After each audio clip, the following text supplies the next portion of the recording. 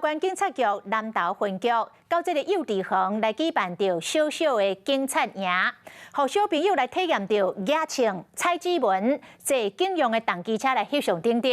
有袂少的小朋友真古锥哦，讲后摆大汉嘛要做警察掠歹人。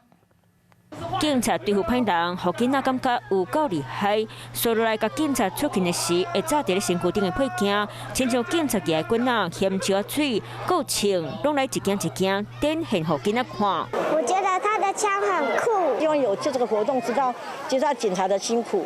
然后借由这样子的话，小孩子对警察产生一个依赖感、信任感。南投分局替囡仔建立防诈骗、交通安全的观念，来到南投市一间幼稚园进行宣导。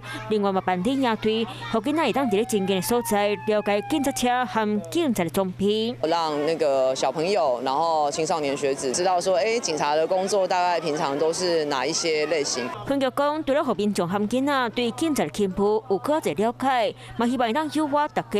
和警察的骨气。